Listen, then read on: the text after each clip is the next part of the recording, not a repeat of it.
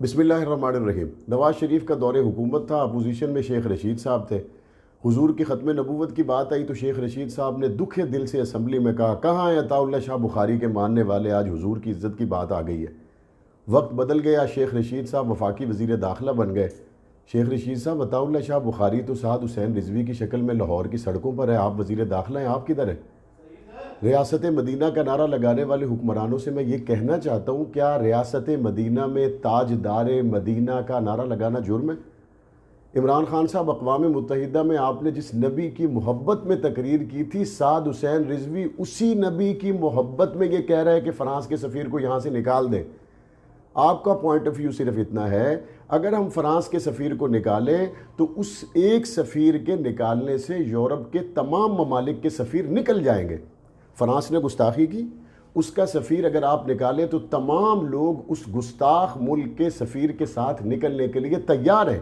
یہ تو ہماری غیرت ایمانی پہ سوال ہے کہ وہ میرے نبی کی گستاخی کر کے بھی اتنے متفق اور متحد ہیں، اور ہم اپنے نبی کے چاہنے والے اتنے منتشر ہیں کہ کلمہ پڑھنے والی حکومت محمد عربی کے غلاموں کو گرفتار کرنے پہ لگی ہوئی ہے۔ ہم مسالک کی تقسیم میں، ہم جماعتوں کی تقسیم میں، ہم اپوزیشن میں ہوں تو ہم حضور کی عزت کی بات کرتے ہیں، حکومت میں ہو تو ہماری زبانیں کچھ اور کہتی ہیں۔ الیکشن قریب ہو تو حضور کی ختم نبوت کے نعرے لگائے جاتے ہیں تاکہ حلقے کے ووٹرز کو متاثر کیا جائے، الیکشن دور ہو تو حضور کی ختم نبوت کسی کو یاد نہیں آتی۔ میں شدید مذمت کرتا ہوں خادم حسین رضوی کے بیٹے سعد حسین رضوی کی گرفتاری کی، اور میرا پرزور مطالبہ ہے کہ ان کو فی الفور رہا کیا جائے اور فرانس کے سفیر کو ملک بدر کیا جائے۔ ملک کے اندر جو ہونے والی گستاخیاں ہیں، کیا ان گستاخوں کو بھی آپ نے اسی طرح گرفتار کیا ہے؟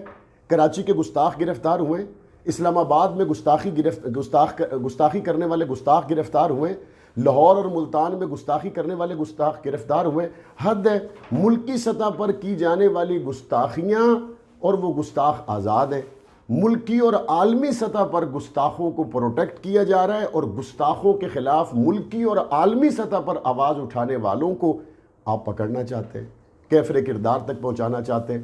علامہ سعد حسین رضوی کی رہائی کا مطالبہ لے کر جو لوگ نکلے، میں ان سے بھی کہتا ہوں، ہم حضور کی ختم نبوت کو ماننے والے ہیں۔ ختم نبوت کا پروانہ توڑ پھوڑ نہیں کر سکتا، جلاؤ گراؤ نہیں کر سکتا، مارا ماری نہیں کر سکتا، کلمے کے نام پر بننے والے اس ملک کی املاک کو نقصان نہیں پہنچا سکتا۔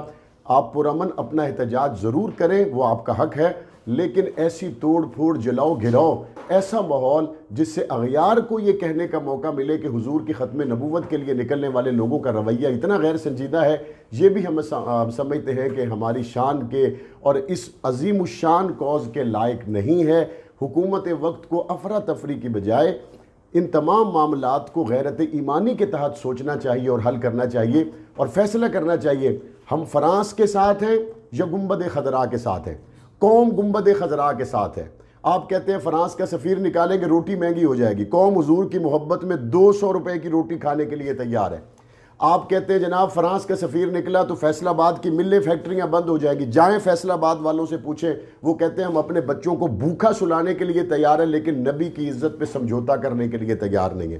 جب قوم حضور کی عزت پہ ایک ہے اور مر مٹنے کے لیے تیار ہے تو ہمیں پھر قوم کی آواز اور گنبد خضرا کی آواز کو سمجھنا چاہیے۔